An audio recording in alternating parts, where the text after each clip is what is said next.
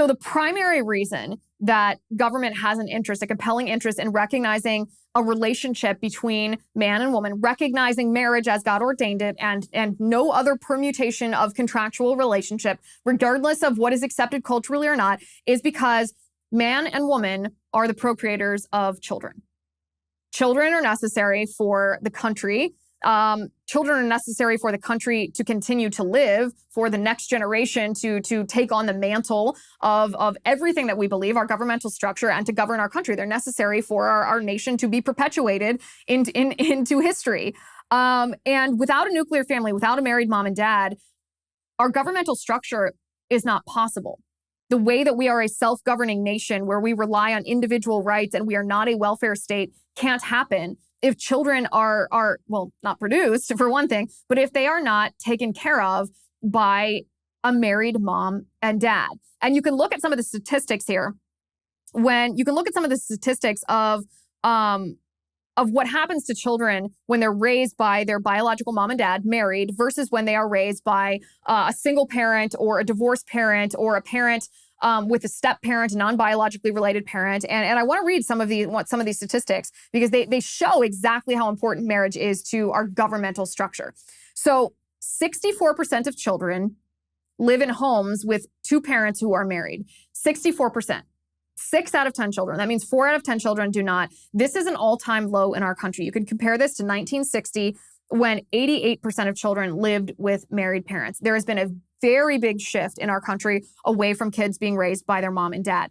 But kids that are raised by a married mom and dad are less likely to experience academic problems, social problems, emotional problems, and cognitive problems, not just when they're kids, but also as they grow up into adults. Adults that are facing either being dependent on themselves, being independent, or being dependent on the government. And if you are raised by a married mom and dad, for males, you are more likely to earn more money. And for women, you are less likely to be dependent on welfare. Each of these is a particular study done on the outcome of children based on their family structure, whether their family was intact or not. For kids that grew up with a married mom and dad, it reduces the number of teenage pregnancies and births, out of wedlock births. It increases high school graduation rate. It increases college graduation rate. And the children who were raised with a married mom and dad have a higher rate of employment as adults. Children that came from parents, mom and dad who were married, had higher scores on verbal reasoning, even as little children compared to children who came from broken families. And the health of children as well, not just the social and behavioral health, but the physical health of children is impacted by whether they have a married mom and dad. Children who live with both of their biological parents married are 20 to 35% more physically healthy than children from broken homes.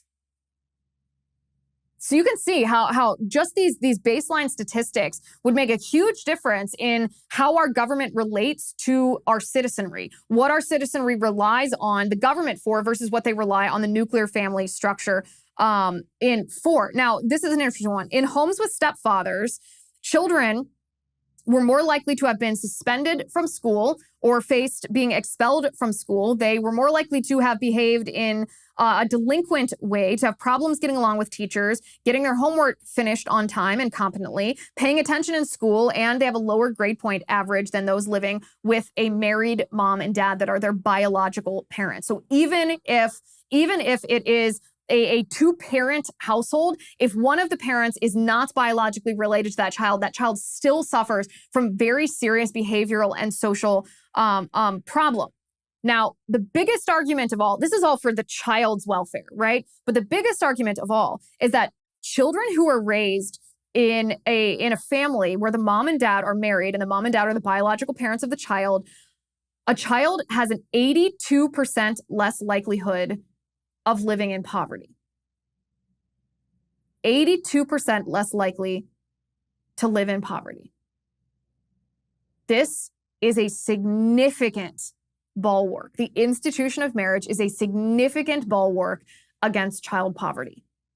In fact, it might be the single policy, political, social, or cultural, that protects children from poverty, which is of twofold benefit. Obviously, it protects the children from suffering poverty, but it also protects the governmental structures from being bowed and bent and eventually broken under the weight of caring for children who are dependent on the government instead of their family for their well-being, for their health care and their education and their food and everything.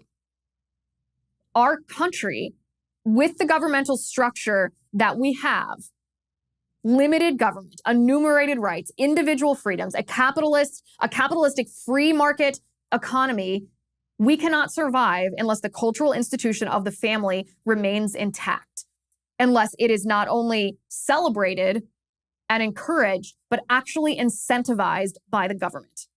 That is the government's interest in being involved in marriage.